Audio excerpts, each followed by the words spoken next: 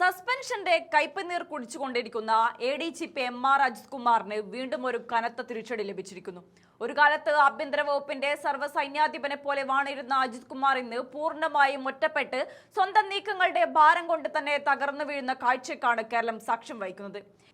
ഏറ്റവും ഒടുവിലായി ശബരിമലയിലെ പുണ്യപൂങ്കാവനം പദ്ധതിയുമായി ബന്ധപ്പെട്ട് സഹപ്രവർത്തകനായ IPS ഉദ്യോഗസ്ഥൻ P. വിജയനെതിരെ അജിത് കുമാർ നൽകിയ കള്ള റിപ്പോർട്ട് സർക്കാർ പൂർണ്ണമായും തള്ളിക്കളഞ്ഞിരിക്കുന്നു. എന്ന് മാത്രമല്ല, P. വിജയന് പൂർണ്ണ ക്ലീൻ ചിറ്റ് നൽകിക്കൊണ്ട് പുണ്യപൂങ്കാവന പദ്ധതി പുനരാരംഭിക്കാൻ ഉത്തരവിടുകയും ചെയ്തു. വ്യാജ ആരോപണങ്ങൾ ഉന്നയിച്ച് മറ്റുള്ളവരെ തകർക്കാൻ നോക്കിയ അജിത് കുമാറിനെ പൂർണ്ണമായും പൂട്ടിയിടുകയാണ് ഇതിലൂടെ ഉണ്ടായത്. എന്നാൽ ഈ കഥ ഇവിടെ തുടങ്ങിയതല്ല. എങ്ങനെയാണ് ഒരു ഉദ്യോഗസ്ഥൻ ഇത്രയും വലിയ പതനത്തിലേക്ക് എത്തിയതെന്ന് പരിശോധിച്ചാൽ മുൻ LDF സർക്കാരിന്റെയും CPMന്റെയും തികഞ്ഞ രാഷ്ട്രീയ നാടകങ്ങളും വൈരുദ്ധ്യങ്ങളും വ്യക്തമാകും.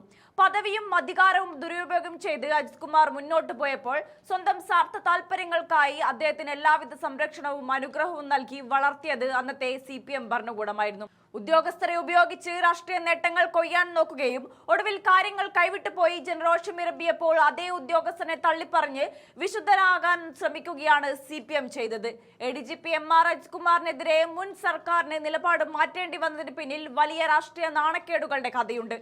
RSS ഉന്നത നേതാക്കളായ ദത്താത്രേയ ഹൊസബുള്ളയുമായും റാം മാധവുമായും അജിത് കുമാർ നടത്തിയ രഹസ്യ കൂടിക്കാഴ്ചകൾ പുറത്തു വന്നതാണ് ഇതിൽ പ്രധാനം. ഇടതുപക്ഷ പ്രത്യയശാസ്ത്രത്തിന്റെ കാവലാളാകുന്നത് അവകാശപ്പെട്ടിരുന്ന ഒരു സർക്കാരിന്റെ കാലത്താണ് ക്രമസമാധാന ചുമതലയിൽ ഉണ്ടായിരുന്ന ADGP യാതൊരു ഔദ്യോഗിക അനുമതിയുമില്ലാതെ RSS നേതാക്കളെ രഹസ്യമായി കണ്ടത്. ഇത് പ്രതിപക്ഷം ശക്തമായ രാഷ്ട്രീയ ആയുധമാക്കിയതോടെ CPMും സർക്കാരും കടുത്ത പ്രതിരോധത്തിലായി. ഇതിനു പിന്നാലെയാണ് തൃശൂർ പൂരക്കലക്കവുമായി ബന്ധപ്പെട്ട ആരോപണങ്ങൾ ഉയർന്നു വരുന്നത്. തൃശൂർ പൂരം ബോധപൂർവം കലക്കി BJPക്ക് അവിടെ രാഷ്ട്രീയ നേട്ടം ഉണ്ടാക്കാൻ വഴിമരുന്നിട്ടത് അജിത് കുമാർ എന്ന ആരോപണം കടുത്ത പ്രതിഷേധത്തിനാണ് വഴിതെളിച്ചത്.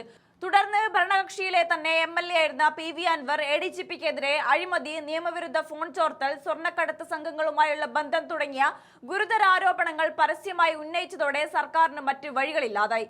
DGP തല അന്വേഷണത്തിൽ അജിത് കുമാറിന്റെ അഴിമതികളും ശരിവെക്കാതെ ആദ്യം അദ്ദേഹത്തെ ക്രമസമാധാന ചുമതലയിൽ നിന്നും മാറ്റുകയും പിന്നീട് സസ്പെൻഡ് ചെയ്യുകയും ചെയ്തു. സസ്പെൻഷനിൽ നിൽക്കുമ്പോഴാണ് അജിത് കുമാറിന് അടുത്ത കനത്ത പ്രഹരം ലഭിക്കുന്നത്.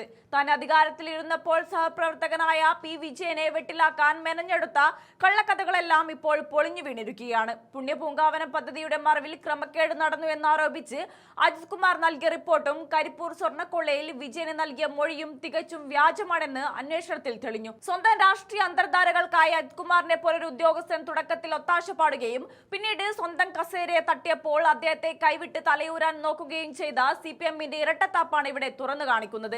അധികാരത്തിന്റെ തണലിൽ എന്തും കാട്ടിക്കൂട്ടാമെന്ന് കരുതിയ അജിത് കുമാർ എന്ന ഉദ്യോഗസ്ഥന് കിട്ടിയ ഈ തിരിച്ചടികളും സസ്പെൻഷനും നിയമത്തെയും ജനങ്ങളെയും വിഡ്ഢികളാക്കാൻ നോക്കുന്നവർക്കായി ശക്തമായ മുന്നറിയിപ്പാണ്.